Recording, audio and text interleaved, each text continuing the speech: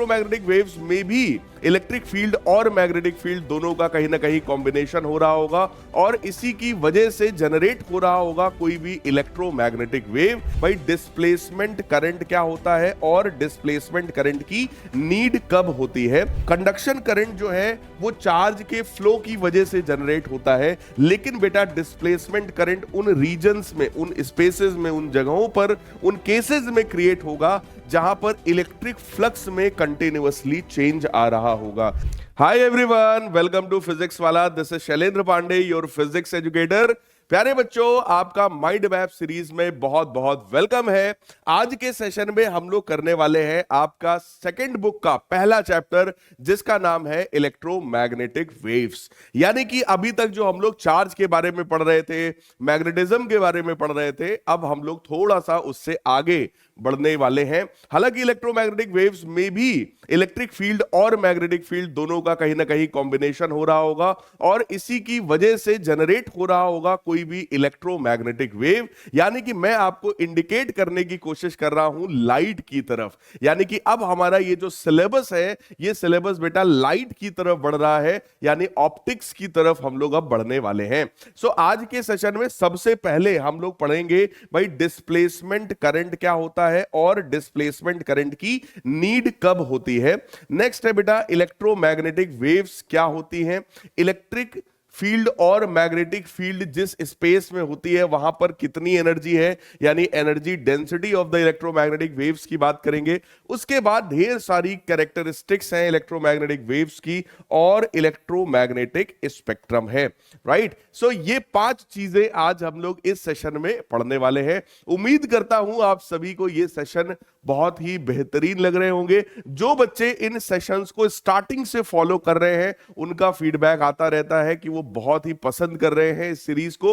तो आप सभी से मैं यही रिक्वेस्ट करूंगा, इस सीरीज का जो पर्पस है, पर्पस क्या है, आपके दिमाग में एक माइंड मैप क्रिएट करना है, आपके दिमाग में चैप्टर का एक समरी क्रिएट करना है, ताकि आपको ये एकदम पता होना चाहिए कि भाई इस चैप्टर में केवल इतनी ही चीजें हैं और वो सीक्वेंस वाइज आपके दिमाग में हो, ताकि कोई भी कॉन्सेप्ट आपके दिमाग से मिस नहीं होना चाहिए। और जब आपका मन हो चैप्टर को रिवाइज करने का, तब आप इस लेक्चर के थ्रू इस चैप्टर को बहुत इजीली रिवाइज कर सकते हैं। तो सबसे पहले बेटा हम लोग बात करते हैं आखिर डिस्प्लेसमेंट करंट क्या होता है। बेटा देखो, जिसको अभी तक हम लोग करंट समझ रहे थे वो कंडक्शन करंट होता है, वो चार्ज के फ्लो की वजह से जनरेट हो रहा होता है। यानी कि वायर में जो करंट फ्लो हो रहा है, कंडक्शन की वजह से जो करंट फ्लो हो रहा है, उसको हम लोग बोलते हैं कंडक्शन करंट। कंडक्शन करंट की अगर मैं वैल्यू आपको याद दिलाऊं तो कंडक्शन करंट को अगर मैं आईसी से डिनोट करूं तो that simply means rate of flow of charge, यानी कि dq डिवाइडेड बाई dt, यानी dq by dt, rate of flow of charge is known as conduction current. नया करंट बेटा एक आया डिस्प्लेसमेंट करंट। डिस्प्लेसमेंट करंट की वैल्यू अगर मैं आपको याद दिलाऊं तो डिस्प्लेसमेंट करंट की वैल्यू होती है epsilon naught d phi E upon d t. तो यहीं से इसके बारे में हम लोग कमेंट करना स्टार्ट कर सकते हैं। देखो, कंडक्शन करंट जो है वो चार्ज के फ्लो की वजह से जनरेट होता है, लेकिन बेटा डिस्प्लेसमेंट करंट उन रीजन्स में, उन स्पेसेस में, उन जगहों पर, उन केसेस में क्रिएट होगा जहां पर इलेक्ट्रिक फ्लक्स में कंटिन्यूअसली चेंज आ रहा होगा। तो ये जो d phi E upon d t है, इसको आप लिख सकते हो rate of change of electric flux, rate of change of electric flux. यानी जिन रीजन में इलेक्ट्रिक फ्लक्स में कंटिन्यूअस चेंज आ रहा होगा उन्हीं रीजन्स में हम लोग डिस्प्लेसमेंट करंट की बात करेंगे। तो दोनों करंट्स के नेचर में डिफरेंस है। कंडक्शन करंट चार्ज के फ्लो की वजह से आता है, जबकि डिस्प्लेसमेंट करंट जो है वो इलेक्ट्रिक फ्लक्स के चेंज होने की वजह से आता है। तो सर आखिर इलेक्ट्रिक फ्लक्स सर क्या होता है, पहले थोड़ा सा ये बताइए, और सर इलेक्ट्रिक फ्लक्स कब चेंज हो सकता है थोड़ा सा ये भी बताइए। तो बेटा इलेक्ट्रिक फ्लक्स का मतलब तो सिंपल है, गॉस लॉ में भी आप लोग पढ़ चुके हो, that is E A cos theta, यानी electric field multiplied by area multiplied by cos theta.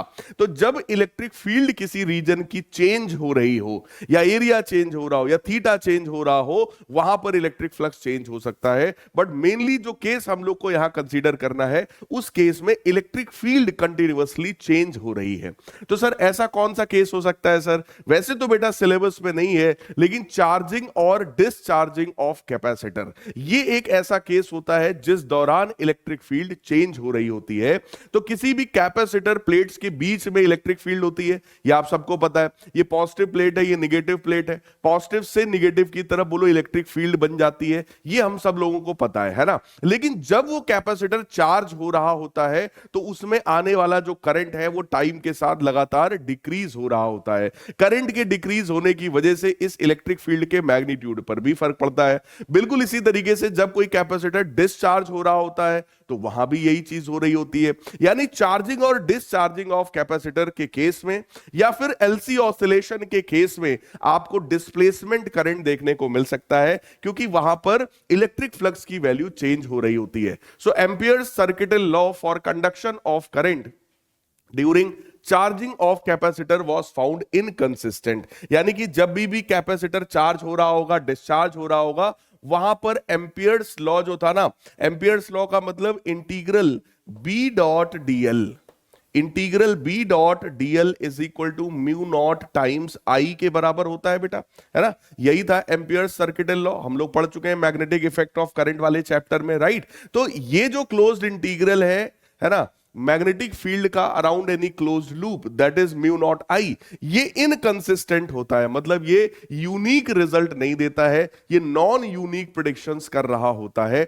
तो हम लोग कहते हैं कि भाई कुछ तो इसमें इनकंसिस्टेंट है, कुछ तो लोचा है, कुछ तो हमारी नॉलेज में कमी है, या तो ये लॉ ही गलत है, right. Therefore Maxwell modified amperes circuital law by introducing displacement current. तब मैक्सवेल साहब ने इस लॉ को बेटा मॉडिफाई किया, और मॉडिफाई करने के लिए उन्होंने ये कहा कि भाई साहब ये जो केवल आप आई लिख रहे हो ना, इसको आप ऐसा तोड़ो, इसको लिखो आईसी प्लस आईडी। मतलब उनका कहना था कि जब आप करंट को कंसीडर कर रहे हैं तो कंडक्शन करंट जो कि चार्ज फ्लो की वजह से होता है वो तो रहेगा ही रहेगा, उसके साथ में आपको डिस्प्लेसमेंट करंट भी कंसीडर कर लेना चाहिए, जो कि इलेक्ट्रिक फ्लक्स के चेंज होने की वजह से आता है। तो डिस्प्लेसमेंट करंट की वैल्यू देखो ये रखी हुई है, that is epsilon naught d phi E upon d. So modified Ampere's law जो है that is integral B dot dl is equal to mu naught times IC plus ID. ID की आप चाहो तो वैल्यू भी रख सकते हो, तो epsilon naught d phi E upon d बन जाएगा, और ये हमारा कंडक्शन करंट होगा। क्लियर है? सो आई होप आपको समझ में आया होगा कि एम्पियर्स लॉ के मॉडिफिकेशन की जरूरत क्यों पड़ गई, क्योंकि Ampere's law non unique predictions कर रहा था इन the case of charging of capacitor and discharging of the capacitor. ठीक है, हालांकि अगर बेटा मैग्नीट्यूड की बात किया जाए तो ये जो डिस्प्लेसमेंट करंट होता है ना, जिसका वैल्यू हम लोग ने यहां पे लिखा है epsilon naught d phi E upon d t, अगर इसके मैग्नीट्यूड की बात किया जाए तो बहुत ध्यान से देखिएगा, डी फाई, तो ये जो फाई है that is electric flux, electric flux को गॉस लॉ से हम लोग क्यू अपॉन एप्सिलॉन नॉट ऐसा भी हम लोग लिख सकते हैं, right. We can write it like this, epsilon naught d by d t of q by epsilon naught. ठीक है, अंदर वाला एप्सिलॉन नॉट क्योंकि कांस्टेंट है तो उस एप्सिलॉन नॉट को मैं बाहर करूंगा, and this will become D Q upon d t. तो आप लोग देख सकते हैं एप्सिलॉन नॉट से एप्सिलॉन नॉट कैंसिल हो जाएगा, और अल्टीमेटली ये भी D q by d t के बराबर ही निकल करके आया। ठीक है, इसका मतलब अगर मैग्नीट्यूड की बात करें तो डिस्प्लेसमेंट करंट और कंडक्शन करंट दोनों का जो मैग्नीट्यूड है मेरे प्यारे बच्चों वो सेम होता है, बस दोनों के ओरिजिन का जो कंडीशन होगा वो अलग अलग होगा। जब चार्ज के फ्लो की बात कर रहे होंगे तो कंडक्शन करंट, जब इलेक्ट्रिक फ्लक्स के चेंज करने की बात कर रहे होंगे तो displacement current. But magnitude wise अगर आप देखोगे तो दोनों का ही magnitude d q by d t के बराबर होता है। ठीक है, इसी को अगर हम कैपेसिटर के केस में चाहे तो थोड़ा सा बेटा हम लोग और मॉडिफाई कर सकते हैं, जैसे epsilon naught d by d t of electric flux को ही हम लोग electric field into area into cos theta भी लिख सकते हैं। कॉस जीरो अगर मान लिया जाए तो कॉस जीरो की वैल्यू 1 होती है, right. So epsilon not times D by d t of, अब देखो इलेक्ट्रिक फील्ड को हम लोग क्या लिख सकते हैं, वोल्टेज डिवाइडेड बाई डिस्टेंस, है ना, पोटेंशियल डिवाइडेड बाई डिस्टेंस। और एरिया और डिस्टेंस बेटा दोनों ही कैसे हैं, कांस्टेंट है, तो उन दोनों को हम डिफरेंशिएशन से बाहर करेंगे, तो यही टर्म तुम्हारा बन जाएगा epsilon naught A by d d V upon d t. ये जो epsilon naught A by d है बेटा, इसी को कैपेसिटेंस बोलते हैं, कैपेसिटर का, राइट। तो आप डिस्प्लेसमेंट करंट को ही इस तरीके से भी, इस फॉर्म में भी आप यूटिलाइज कर सकते हो किसी न्यूमेरिकल क्वेश्चन में। क्लियर है, ठीक है। अब बात आई इलेक्ट्रोमैग्नेटिक वेव्स क्या है।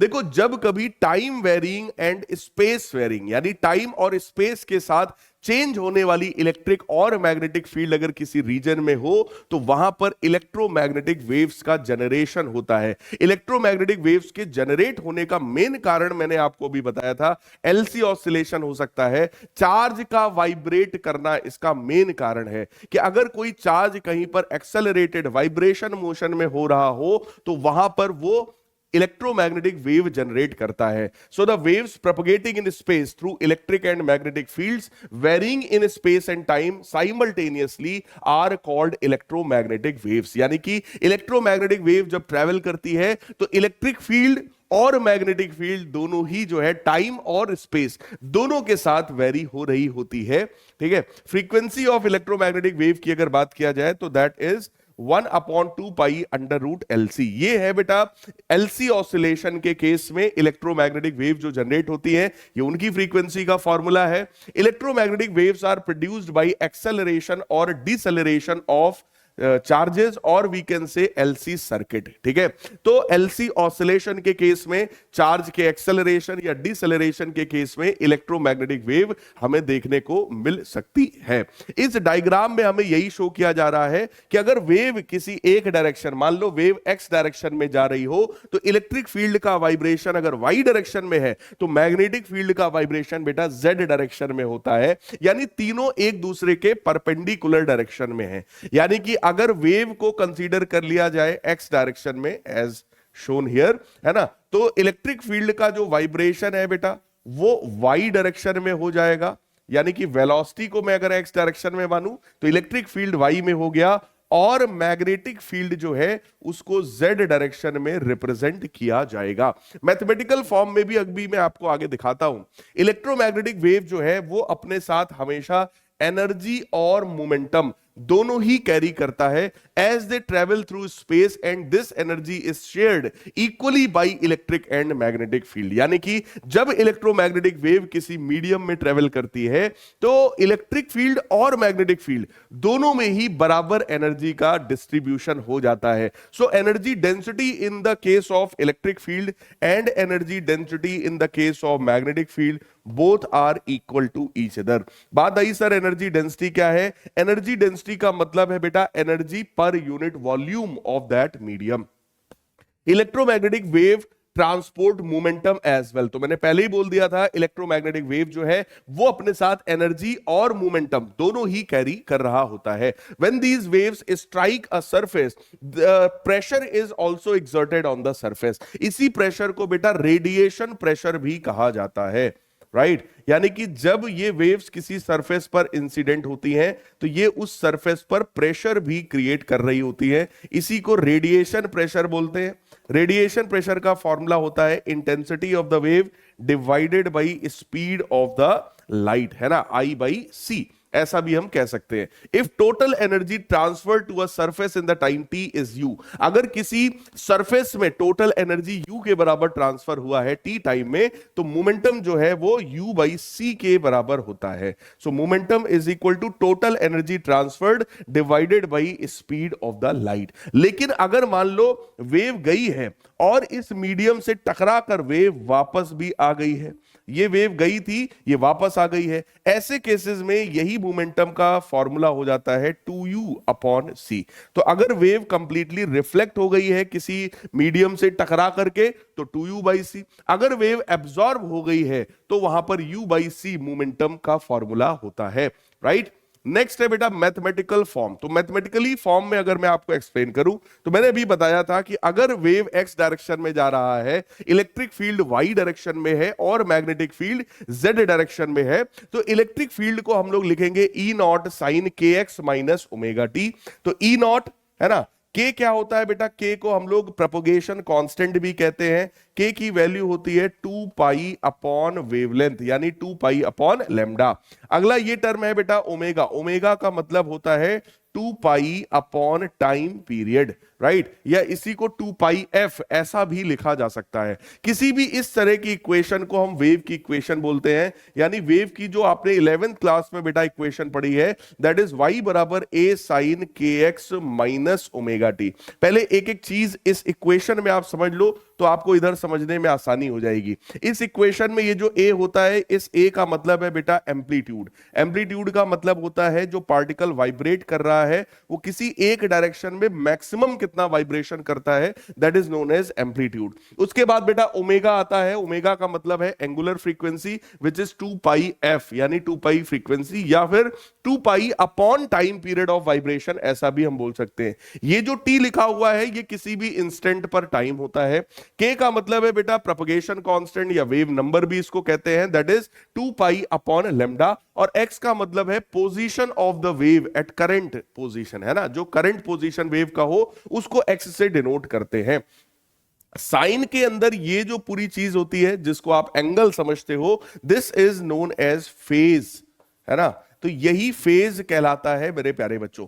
अब आप देखो इलेक्ट्रिक फील्ड अगर मैं देखूं तो पहली बात इलेक्ट्रिक फील्ड वाई डायरेक्शन में है, उसकी वैल्यू है ई naught sine k x minus omega T. जब यहां बीच में माइनस का साइन होता है तब वो वेव पॉजिटिव एक्स डायरेक्शन में जा रही होती है। अगर यहां प्लस का साइन होता तो ये वेव बेटा निगेटिव एक्स डायरेक्शन में जा रही होती। तो आप इस वेव को देखो इस फॉर्म में ला सकते हो, यानी इस के की जगह अगर मैं 2 पाई बाई लैम्डा लिख दूं और इस ओमेगा की जगह मैं 2 पाई एफ लिख दूं, तो देखो 2 पाई कॉमन हो गया, x upon lambda minus frequency into time, right. तो एक फॉर्म ये भी है। दूसरा फॉर्म देखो, अगर फ्रीक्वेंसी के टर्म्स की बजाय मैं 2 पाई अपॉन कैपिटल टी लिखूं तो 2 पाई और 2 पाई फिर से कॉमन आ जाएगा, ये बनेगा x upon lambda minus small T upon capital T. तो देखो इस फॉर्म में भी हम लोग लिख सकते हैं। बिल्कुल सेम मैनर में हम लोग ने मैग्नेटिक फील्ड को भी रिप्रेजेंट किया है, B naught sine k x minus omega t, ठीक है, B naught sine 2 pi x upon lambda minus frequency into time. तो एक बात और ध्यान दो, frequency of vibration for the electric field and magnetic field both are same. दूसरी बात और ध्यान दीजिए, ये जो के एक्स माइनस ओमेगा टी यहां पर है वही के एक्स माइनस ओमेगा टी यहां पर भी है, यानी कि फेज इलेक्ट्रिक फील्ड और मैग्नेटिक फील्ड वाइब्रेशन दोनों का फेज जो है वो हमेशा बेटा सेम रहता है किसी भी इलेक्ट्रोमैग्नेटिक वेव में, राइट। इलेक्ट्रिक फील्ड और मैग्नेटिक फील्ड का ये जो मैग्नीट्यूड है ये इस रिलेशन से रिलेटेड है, यानी कि ई नॉट अपॉन बी नॉट जो है वो स्पीड ऑफ लाइट के बराबर होता है। इलेक्ट्रिक फील्ड का एम्पलीट्यूड मैग्नेटिक फील्ड का जो एम्पलीट्यूड है उनका रेशियो स्पीड ऑफ लाइट के बराबर है। यहीं से पता चलता है कि भाई इलेक्ट्रिक फील्ड और मैग्नेटिक फील्ड के कॉम्बिनेशन से ही लाइट का जनरेशन हो रहा होता है, राइट। अब स्पीड ऑफ लाइट वैक्यूम में अगर हम लोग देखें तो ये 1 upon under root mu naught epsilon naught होता है, और बेटा किसी मीडियम में अगर आप देखोगे so that will be 1 upon under root mu epsilon. अब ये म्यू क्या है, ये म्यू है permeability of the medium, epsilon क्या है परमिटिविटी ऑफ द मीडियम। तो सर आखिर इसकी वैल्यू क्या होती है? किसी भी मीडियम के लिए बेटा अगर हम लोग बात कर रहे हैं तो म्यू की जगह पर हम लोग लिख सकते हैं mu naught into mu r, और एप्सिलॉन की जगह हम लोग याद करो लिख सकते हैं के times epsilon not. Chapter number 1 में ही आपको पढ़ाया गया है। के का मतलब था डाई इलेक्ट्रिक कांस्टेंट या रिलेटिव परमिटिविटी, राइट। अब देखो यहां पर ये जो म्यू नॉट और एप्सिलॉन नॉट है इनको तो हम सी लिख सकते हैं, तो ये बन गया c divided by under root K times mu r, ठीक है। इस के को कुछ किताबों में आप देखेंगे तो एप्सिलॉन आर भी आपको लिखा मिल सकता है एक ही बात है। एप्सिलॉन आर का मतलब हो गया रिलेटिव परमिटिविटी, म्यू आर का मतलब रिलेटिव परमिएबिलिटी, राइट। तो अगर वैक्यूम में हम लाइट की स्पीड देख रहे हैं तो वो c के बराबर है, और c का मतलब होता है बेटा 3 इंटू 10⁸ मीटर पर सेकेंड। यानी वैक्यूम में लाइट की स्पीड इतनी होती है, लेकिन हर मीडियम में लाइट की स्पीड सेम नहीं है, ठीक है। तो अगर किसी मीडियम में आप लाइट की स्पीड निकालते हो तो लाइट की स्पीड कुछ इतने के बराबर आती है, यानी c divided by a certain number. उस सर्टेन नंबर को ही बेटा बाद में आपने पढ़ा refractive index of that medium. तो किसी भी मीडियम का जो रिफ्रैक्टिव इंडेक्स है, आपने क्लास 10th में पढ़ रखा है कि भाई रिफ्रैक्टिव इंडेक्स वो फैक्टर होता है जो किसी मीडियम में लाइट की स्पीड को रिप्रेजेंट करता है। रिफ्रैक्टिव इंडेक्स को n से डिनोट करते हैं, that is epsilon r mu r, under root epsilon r mu r. यानी कि रिफ्रैक्टिव इंडेक्स दो चीजों पर डिपेंड करता है, उस मीडियम में लाइट की परमिटिविटी और उस मीडियम में जो परमिएबिलिटी है, यानी इलेक्ट्रिक फील्ड और मैग्नेटिक फील्ड की परमिएबिलिटी और परमिटिविटी पर यह डिपेंडेंट होता है। इसी को रिफ्रैक्टिव इंडेक्स कहा जाता है, और यही रिफ्रैक्टिव इंडेक्स आप बोलते हो c बाई v के बराबर है। यानी refractive index is equal to the ratio of speed of the light in vacuum to the speed of light in that medium. तो किसी भी मीडियम का रिफ्रैक्टिव इंडेक्स बेटा जितना ज्यादा, उस मीडियम में लाइट की स्पीड उतनी कम, रिफ्रैक्टिव इंडेक्स जितना कम, उस मीडियम में लाइट की स्पीड उतनी ज्यादा। यानी कि आपको यह भी समझ में आ रहा होगा कि refractive index inversely proportional to speed of the light in that medium होता है, ठीक है। तो ये पूरा स्लाइड है जो कि स्पीड ऑफ लाइट को हमें एक्सप्लेन कर रहा होता है। अब हम लोग एनर्जी डेंसिटी की बात करने चल रहे हैं कि जब इलेक्ट्रोमैग्नेटिक वेव ट्रैवल करती है किसी मीडियम में, तो अभी आपको मैंने बताया था कि इलेक्ट्रिक फील्ड और मैग्नेटिक फील्ड दोनों में ही बराबर एनर्जी का डिस्ट्रीब्यूशन होता है बेटा। तो वहां पर टोटल एनर्जी जो होगी that will be the sum of energy in electric field and magnetic field. तो टोटल एनर्जी की वैल्यू होती है, इनफैक्ट ये जो स्मॉल यू होता है ये है एनर्जी डेंसिटी। मैं आपको बताऊं, अगर कभी कैपिटल यू लिखा मिले आपको तो इसका मतलब होता है टोटल एनर्जी, ठीक है। कैपिटल यू का मतलब होता है टोटल एनर्जी, जबकि स्मॉल यू का मतलब होता है बेटा एनर्जी डेंसिटी। एनर्जी डेंसिटी का मतलब है energy per unit volume of that medium, right. So energy density का मतलब है एनर्जी अपॉन वॉल्यूम। तो यहां पर देखो फॉर्मूला है 1/2 epsilon naught E r M S square plus 1/2 B R M S square upon mu naught. देखो किसी भी रीजन में अगर इलेक्ट्रिक फील्ड है तो उस इलेक्ट्रिक फील्ड में कितनी एनर्जी डेंसिटी होती है, उसका फॉर्मूला होता है 1/2 epsilon not into E square के बराबर। और अगर किसी मीडियम में बेटा मैग्नेटिक फील्ड है तो वहां भी एनर्जी होती है 1/2 mu naught multiplied by B square के बराबर। क्लियर है। तो यहां से अच्छा अगर मैं आपको याद दिलाऊं, ये जो यूई है इसका मतलब energy stored in electric field per unit volume, u B का मतलब है energy stored in magnetic field per unit volume. ऐसा आपने कहां पर पढ़ा है? ऐसा आपने पढ़ा कैपेसिटर के केस में और इंडक्टर के केस में। कैपेसिटर प्लेट्स के बीच में इलेक्ट्रिक फील्ड होती है और वहां पर सोचो टोटल एनर्जी कितनी है, वहां total energy half CV square के बराबर है। उसी हाफ सीवी स्क्वायर में अगर वॉल्यूम का डिवाइड किया जाए तो बेटा half epsilon naught E square बन जाता है। बिल्कुल ऐसे ही इंडक्टर में एनर्जी कितनी, भाई इंडक्टर में मैग्नेटिक फील्ड होती है, इंडक्टर में एनर्जी कितनी है, हाफ एल आई स्क्वायर के बराबर। और उसमें जब वॉल्यूम का डिवाइड किया जाता है तो वो 1/2 म्यू नॉट बी स्क्वायर का फॉर्म ले लेता है, ठीक है। ये दोनों एनर्जी डेंसिटी का फॉर्मूला तब यूज होता है जब इलेक्ट्रिक फील्ड और मैग्नेटिक फील्ड दोनों कैसी हो, दोनों यूनिफॉर्म हो। When E and B are uniform, uniform मतलब कांस्टेंट। जब इलेक्ट्रिक और मैग्नेटिक फील्ड बेटा कांस्टेंट होती हैं तब एनर्जी डेंसिटी के ये फॉर्मूले को यूज किया जाता है। लेकिन यहां पर आरएमएस वैल्यू इसलिए लिया गया है कि इलेक्ट्रिक फील्ड और मैग्नेटिक फील्ड दोनों ही साइनोसोडल फॉर्म की हैं। यानी कि इलेक्ट्रिक फील्ड की वैल्यू थी ई naught sine k x minus omega T, electric field था ई naught sine k x minus omega T, और मैग्नेटिक फील्ड था मेरे प्यारे बच्चों B naught sine k x minus omega T. तो इलेक्ट्रिक फील्ड और मैग्नेटिक फील्ड दोनों इस फॉर्म में होते हैं, साइनोसोडल फॉर्म में होते हैं, इसलिए बेटा उनके आरएमएस वैल्यू को कंसीडर किया गया है। अब दूसरा रिलेशन अपने पास ये भी अभी हम लोगों ने पढ़ा था, ई नॉट अपॉन बी नॉट जो है वो सी के बराबर है, यानी इलेक्ट्रिक फील्ड का magnitude divided by magnetic field का मैग्नीट्यूड जो है वो सी के बराबर है। इसी को हम लोग E r M s upon B R M s ऐसा भी लिख सकते हैं, ठीक है। ई आर एम एस का मतलब आपको पता है, that is E naught upon under root two. B R M s का मतलब पता है, B naught upon under root two. Root two से रूट टू कट जाएगा और ये भी जो रेशियो है वो सेम आ जाएगा, यानी कि आप ये जो बी आर एम एस है उस बी आर एम एस की वैल्यू को यहां से निकाल सकते हो। तो बी आर एम एस की वैल्यू बेटा कितनी आएगी, दैट इज इलेक्ट्रिक फील्ड की RMS value divided by speed of light, so E RMS upon C. जैसे यहां पे बेटा रखोगे तो ये E RMS square upon C square बन जाएगा, चेक कर लो, E RMS square upon C square, right. और सी जो है वो 1 upon under root mu naught epsilon naught के बराबर है। तो सी स्क्वायर का मतलब क्या हो गया, यहां से अगर आप सी स्क्वायर निकालोगे तो that will be 1 upon mu naught epsilon naught आ जाएगा, राइट। तो सी स्क्वायर जो है उसकी वैल्यू बेटा रखो, दैट इज 1 अपॉन, अब जो अपॉन में वो ऊपर आएगा, तो ये देखो म्यू नॉट एप्सिलॉन नॉट ऊपर आया, म्यू नॉट से म्यू नॉट बेटा कैंसिल हो गया, 1/2 epsilon naught E RMS square पहले ही था, 1/2 ई नॉट ई आरएमएस स्क्वायर एक बार फिर से आ गया है। दोनों को जब ऐड करोगे 1/2 ऐड होगा तो 1 आएगा, यानी टोटल एनर्जी डेंसिटी की वैल्यू आप चेक कर लो कितनी आ गई है, that is epsilon naught E RMS का स्क्वायर। क्लियर।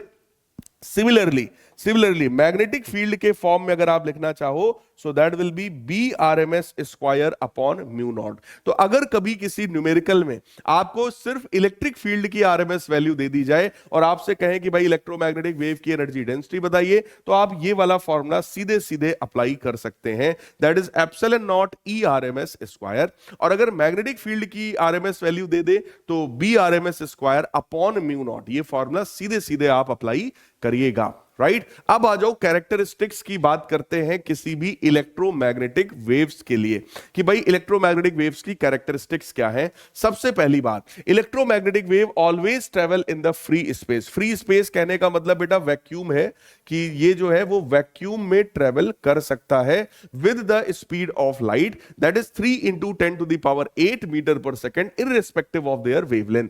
वेवलेंथ कुछ भी हो, स्पीड ऑफ लाइट जो है वो 3 × 10⁸ मीटर पर सेकेंड ही होता है।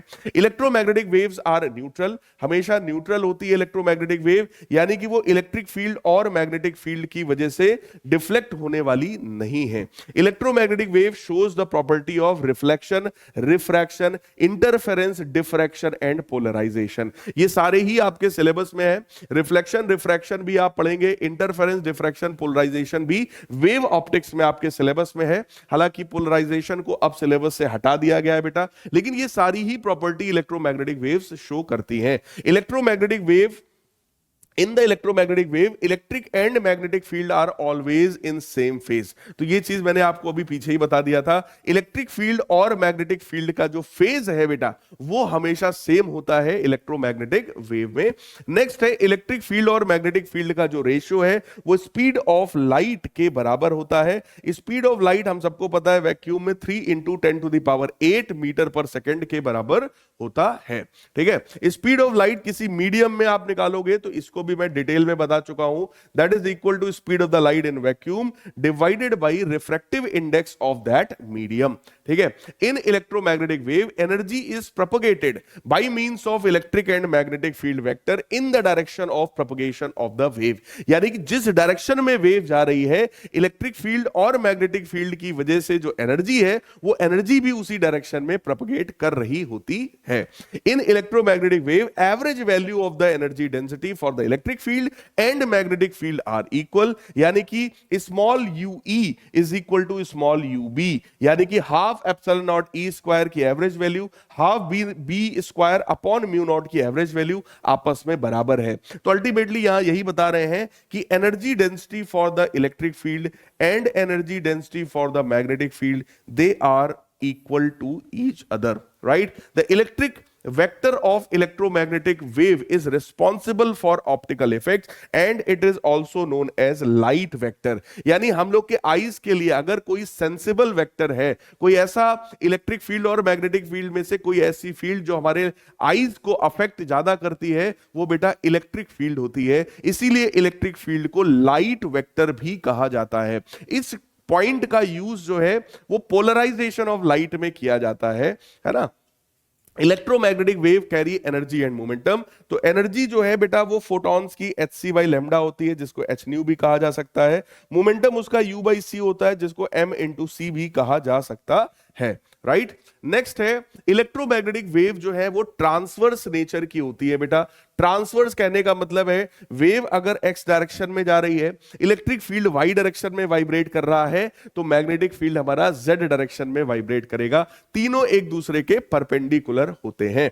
और मैं आपको बताऊं, अगर हम स्पीड या वेलोसिटी ऑफ वेव निकालना चाहें तो वेव की वेलोसिटी के लिए एक वेक्टर भी हम लोगों ने बना रखा है। v वेक्टर जो है वो e vector cross B vector के बराबर है। यानी वेलोसिटी का डायरेक्शन अगर निकालना है तो इलेक्ट्रिक फील्ड और मैग्नेटिक फील्ड का क्रॉस प्रोडक्ट करिए, जो डायरेक्शन आ जाए वही डायरेक्शन होता है बेटा वेलोसिटी वेक्टर का। क्लियर है? तो अगर मैं ऐसा मान लूं कि वेलोसिटी जो है वो के वेक्टर की डायरेक्शन में है, इस के वेक्टर को हम लोग नाम देते हैं प्रोपोगेशन वेक्टर। के वेक्टर का नाम क्या है? Propagation vector. यानी कि ये के वेक्टर वेव प्रोपोगेशन की डायरेक्शन को रिप्रेजेंट करने के लिए बनाया गया है। तो ऐसे केस में बेटा के वेक्टर जो है वो E vector cross B vector होता है, और जो डायरेक्शन के वेक्टर का होगा वही डायरेक्शन वेव का भी होता है। सो दिस के vector shows direction of electromagnetic wave. It shows direction of EM wave.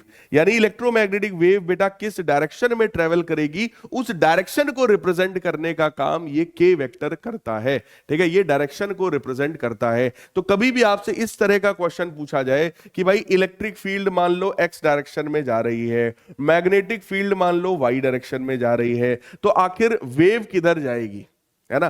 Positive Z direction में जाएगी या निगेटिव जेड डायरेक्शन में जाएगी? तो ये आपको सोचना पड़ेगा कि भाई इलेक्ट्रिक फील्ड अगर एक्स डायरेक्शन में है तो उसका डायरेक्शन हो गया आई कैप।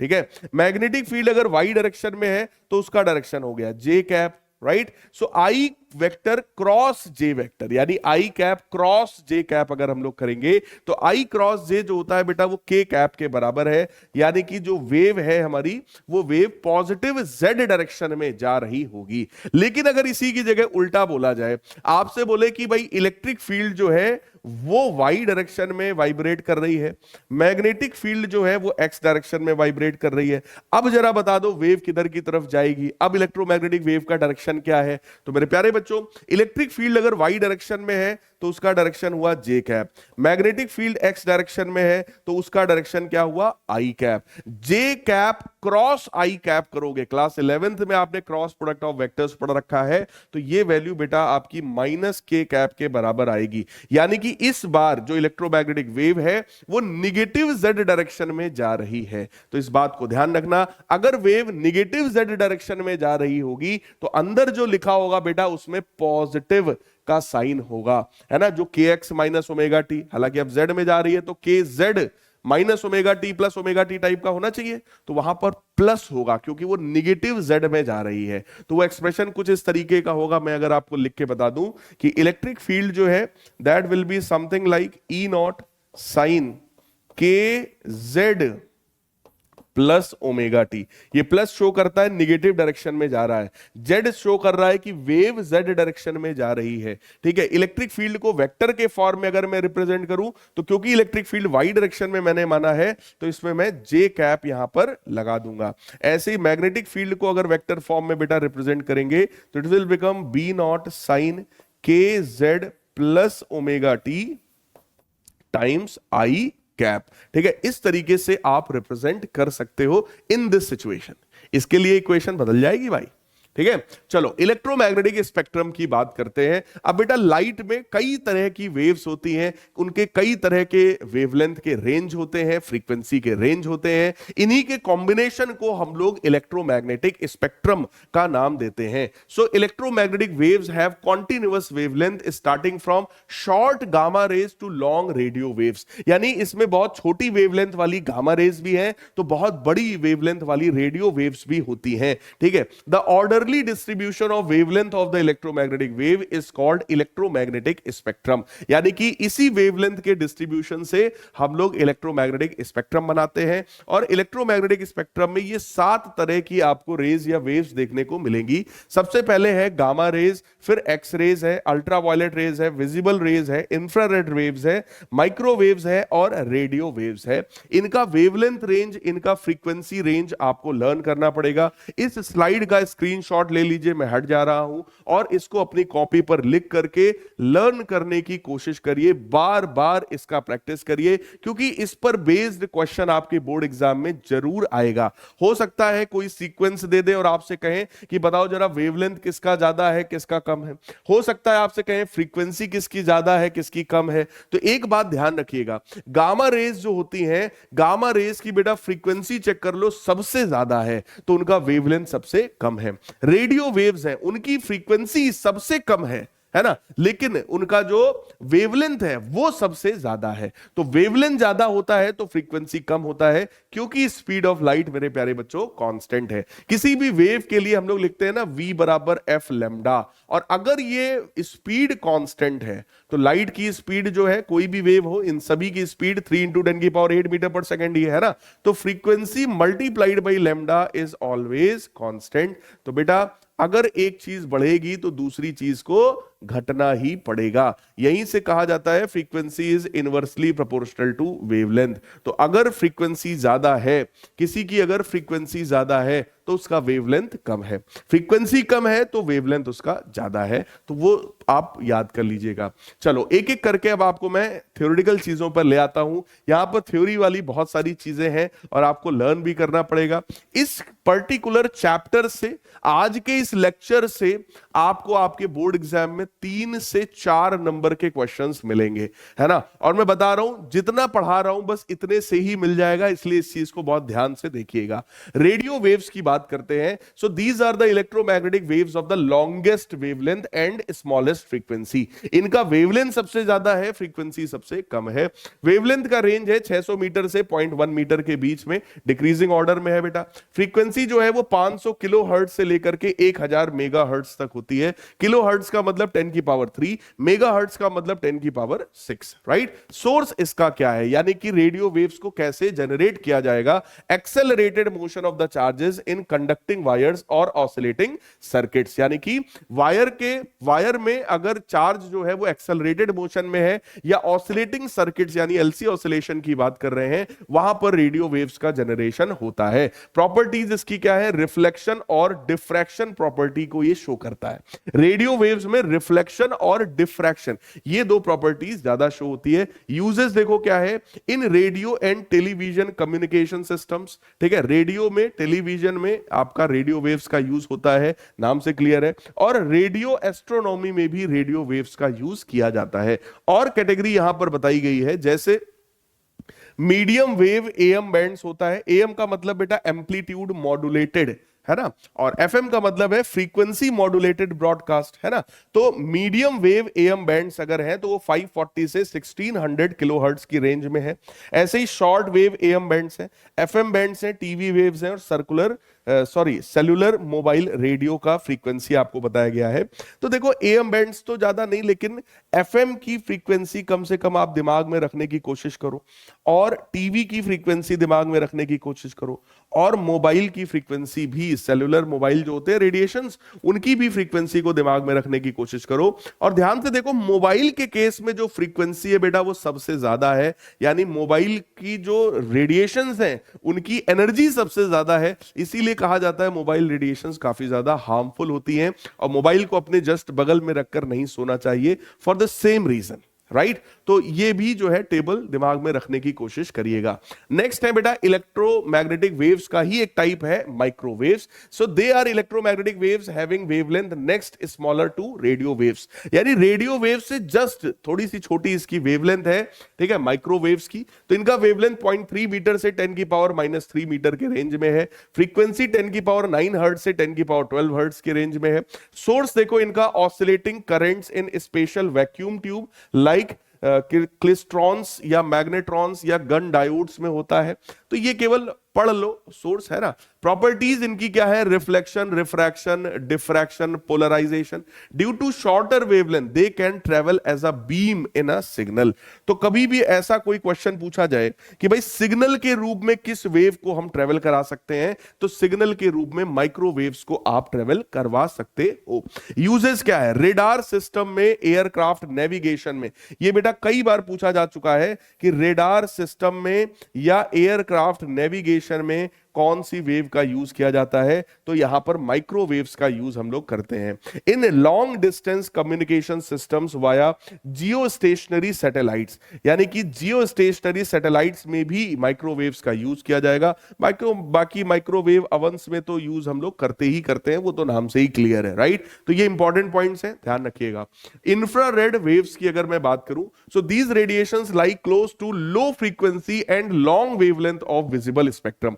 विजिबल स्पेक्ट्रम जो होता है, यानी 4000 से 7000 एंगस्ट्रॉम के बीच में जो विजिबल स्पेक्ट्रम आपका है ना, जो दिखाई पड़ रहा है, हालांकि वो तो विजिबल लाइट की बात है, लेकिन जो स्पेक्ट्रम विजिबल आपका है आईआर रेडिएशंस में, है ना, उसमें सबसे कम फ्रीक्वेंसी इसकी है, सबसे ज्यादा वेवलेंथ इसका है। इंफ्रारेड वेव्स जो है वो हीटिंग इफेक्ट भी क्रिएट करती हैं, so they are also known as heat waves और थर्मल रेडिएशंस। तो जब कहा जाता है ना कि भाई थर्मल रेडिएशन हो रहा है, तो वहां पर आपसे बात इसी इंफ्रारेड वेव्स की जाती है।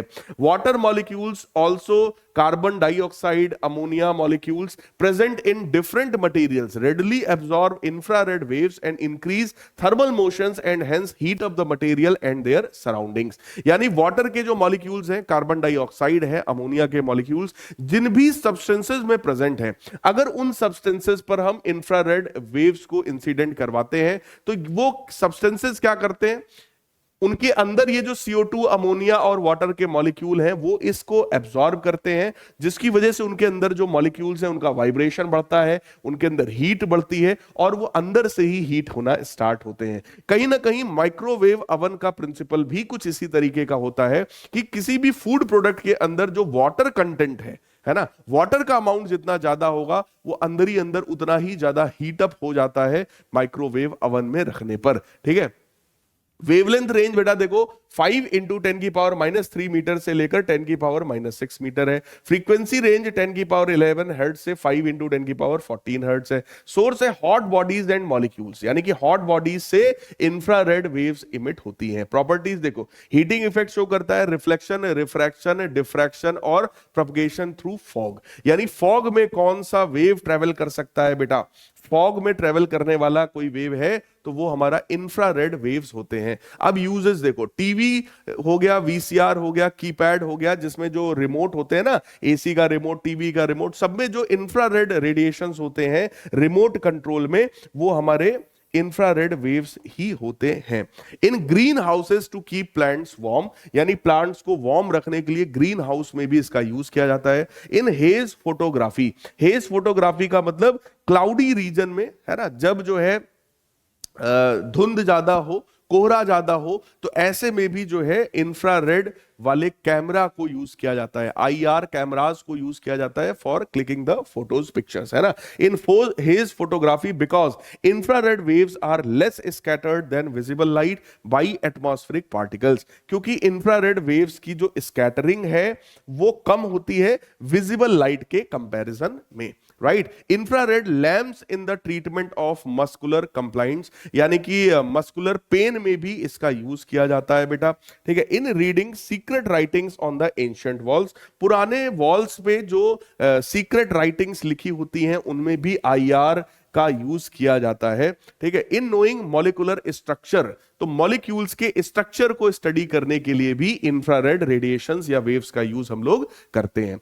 नेक्स्ट है बेटा विजिबल लाइट। तो हम सबको पता है हमारी आईज विजिबल लाइट के लिए सेंसिटिव है, उसी की वजह से हमें चीजों को दिखाई पड़ता है। ठीक है, किसी भी चीज से जब लाइट हमारी आईज में आती है तभी हम लोग उस चीज को देख पाते हैं, राइट। वेवलेंथ रेंज है 8 इंटू 10 की पावर -7 मीटर से 4 इंटू 10 की पावर -7 मीटर। फ्रीक्वेंसी रेंज है 4 इंटू 10 की पावर 14 से 7 इंटू 10 की पावर 14 हर्ट्ज। सोर्स है radiated by excited atoms in ionised gas and incandescent bodies, यानी किसी चमकदार बॉडीज में है और किसी एक्साइटेड एटम या आयोनाइज्ड गैसेस में जो एक्साइटेड एटम्स हैं उनमें उनसे भी इलेक्ट्रोमैग्नेटिक वेव्स ये रेडिएट हो रही होती हैं। प्रॉपर्टीज है reflection, refraction, interference, diffraction, polarisation, photoelectric effect, photographic action, sensation of sight, ये सारी ही प्रॉपर्टीज इसके अंदर होती हैं।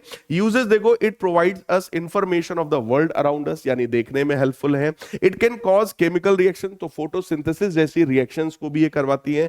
The approximate wavelength range for the lights of different colours are as follows, यानी अलग अलग कलर्स के लिए अगर हम लोग यहां पर दिखाएं तो वॉयलेट के लिए वेवलेंथ रेंज है, Indigo, blue, green, yellow, orange, red, सभी के लिए वेवलेंथ रेंज आपको गिवन है। सबसे ज्यादा वेवलेंथ किसका है? रेड का। सबसे कम वेवलेंथ बेटा किसका है? वॉयलेट का। तो इसको आप लोग ध्यान से नोट कर सकते हो। नेक्स्ट है बेटा ultraviolet light. Ultraviolet light क्या है? ये इलेक्ट्रोमैग्नेटिक स्पेक्ट्रम में ऐसा है जिसका वेवलेंथ विजिबल लाइट से जस्ट थोड़ा सा कम होता है and can be detected just beyond the violet end of the solar spectrum. ठीक है, वेवलेंथ रेंज देख लो गिवन है, फ्रीक्वेंसी रेंज भी अपने को गिवन है। सोर्स है high voltage gas discharge tubes, arcs of iron and mercury and सन। ठीक है, इनसे जो है हमें ये मिलता है। प्रॉपर्टीज है effect on photographic plate, fluorescence यानी कि चमक क्रिएट करता है। आयोनाइजेशन हाईली एनर्जेटिक है, tanning of the human skin, तो टैनिंग के लिए रिस्पॉन्सिबल कौन है? Ultraviolet radiation. इंपॉर्टेंट पॉइंट्स को दिमाग में रखिएगा। फूड के प्रिजर्वेशन में बेटा इसका यूज किया जाता है, बहुत सारे फूड प्रोडक्ट में अल्ट्रावायलेट को यूज करके जो माइक्रो ऑर्गेनिजम्स हैं उनको स्लो डाउन किया जाता है। In the study of invisible writings, forged documents and fingerprints, in study of molecular structures. ठीक है, ultraviolet radiations in large quantity has harmful effect on the human beings. तो UV radiations आप सबको पता है हार्मफुल होते हैं, उन्हीं से प्रोटेक्ट करने का काम जो है वो करती है ओजोन लेयर। ओजोन लेयर भी लेकिन टूट रही है, इसीलिए कहा जाता है कि भाई ग्रीनरी को मेंटेन रखिए ताकि ओजोन लेयर जो है वो ना टूटे, और ओजोन लेयर अगर टूटेगा तो ultraviolet radiation direct human beings तक पहुंचेगी, जिसकी वजह से स्किन कैंसर जैसे मेजर प्रॉब्लम्स क्रिएट हो सकते हैं।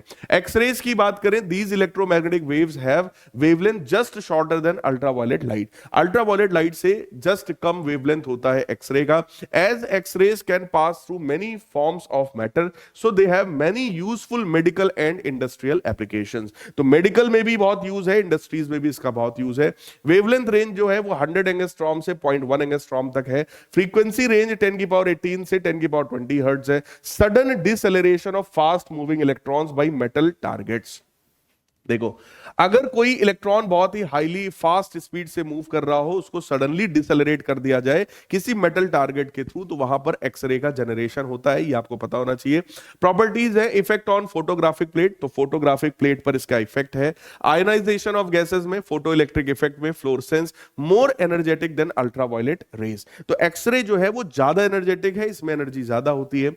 Medical diagnosis, because X-ray can pass through flesh but not go through bones, तो हमारी जो फ्लैश है इसके थ्रू एक्सरे पास कर जाता है लेकिन हड्डियों को पास नहीं कर पाता है, तो इससे एक्सरे किया जाता है, आप सबको पता है ना। In the study of crystal structures, because X-ray can be reflected and diffracted by the crystals, तो क्रिस्टल्स की स्टडी में भी बेटा एक्सरे का यूज किया जाता है in the study of crystal structure, right. In engineering for detecting faults, cracks, flaws and holes in the finished metal products, तो किसी भी मेटल प्रोडक्ट में उसकी फिनिशिंग को चेक करने के लिए कहीं क्रैक वैक तो नहीं है, टूटा तो नहीं है, इसको चेक करने के लिए बेटा इसका यूज किया जाता है। In detective departments to detect explosives, diamond, gold etcetera in possessions और ऑफ स्मगलर्स, यानी कि आपने देखा होगा जहां मेट्रो स्टेशन है, एयरपोर्ट है, आजकल रेलवे स्टेशन पर भी ये लगना स्टार्ट हो गया है, तो आपके बैग्स को स्कैन किया जाता है कि भाई उसके अंदर आप कुछ धर के ले तो नहीं जा रहे हो, है ना। सो इन रेडियोथेरेपी टू क्योर ट्यूमर्स, है ना, ट्यूमर्स की क्यूरी के लिए भी जो है रेडियोथेरेपी किया जाता है। रेडियोथेरेपी में भी एक्सरेज का यूज बेटा किया जाता है। इसके बाद है गामा रेज। गामा रेज की फ्रीक्वेंसी सबसे ज्यादा है, यानी इनकी एनर्जी सबसे ज्यादा है, वेवलेंथ सबसे कम है। They are the most penetrating EM waves, यानी सबसे ज्यादा पेनिट्रेशन, सबसे ज्यादा एनर्जेटिक वेव्स अगर कोई है तो वो गामा रेज है। वेवलेंथ रेंज आपके सामने देखो है 10 की पावर -14 से 10 की पावर -10। फ्रीक्वेंसी है 10 की पावर 18 से 10 की पावर 22। सोर्स है radio active nuclei and nuclear reactions. Cobalt 60 is pure gamma ray source, यानी प्योर गामा रे हमें कहां मिलता है? कोबाल्ट 60 न्यूक्लियस से। ठीक है, तो न्यूक्लियर रिएक्शंस में बेटा गामा रेज का जनरेशन होता है। इफेक्ट ऑन फोटोग्राफिक प्लेट है, फ्लोरेसेंस है, आयोनाइजेशन है, डिफ्रैक्शन है, हाई पेनिट्रेटिंग पावर है। यूजेस देखो, इन रेडियोथेरेपी, रेडियोथेरेपी में इसका भी यूज किया जाता है और एक्सरे का भी यूज किया जाता है ट्यूमर्स में, है ना। In manufacture of polyethylene from ethylene, यानी पॉलीथीन के मैन्युफैक्चरिंग में भी जो है इसका यूज किया जाता है। To initiate some nuclear reactions, nuclear reactions के इनिशिएशन में गामा रे का यूज है। टू प्रिजर्व फूड स्टफ्स, है ना, फूड स्टफ्स के प्रिजर्वेशन में भी अल्ट्रावायलेट रे भी यूज होती है, याद करो, और गामा रेस का भी यूज किया जाता है। बिकॉज सॉफ्ट रे can kill micro organisms, micro organisms को किल करने का काम करता है गामा रेडिएशंस, और उनको डीएक्टिवेट, उनके ग्रोथ को स्लो करने का काम अल्ट्रावायलेट रेज ने किया था। ठीक है, to study structure of the atomic nuclei, nuclei की स्टडी के लिए गामा रेस का बेटा यूज हम लोग करते हैं। सो आई होप मेरे प्यारे बच्चों इस सेशन के थ्रू आपने सारी चीजों को क्विकली रिवाइज कर लिया होगा, है ना। काफी ज्यादा थ्योरी है, मुझे पता है इस चैप्टर में बहुत ज्यादा थ्योरी है, कई बार बोरिंग भी लगता है, मुझे खुद भी बोरिंग लगता है ये चैप्टर पढ़ाने में, है ना। लेकिन क्या करोगे, आपके बोर्ड एग्जाम में 3 से 4 नंबर का ये वाला चैप्टर आता ही आता है। तो आप सभी लोग इन सारी थ्योरी को अपने दिमाग में रखने की कोशिश करिए। डिस्प्लेसमेंट करंट का एक कॉन्सेप्ट है जो कि यहां पर टेक्निकल है, उसको समझने की जरूरत है कि डिस्प्लेसमेंट करंट क्यों आया, वैल्यू क्या है, एनर्जी कैसे कैसे डिस्ट्रीब्यूट हो रही है। तो इक्वली एनर्जी डिस्ट्रीब्यूट होती है, इस बात को ध्यान रखिएगा।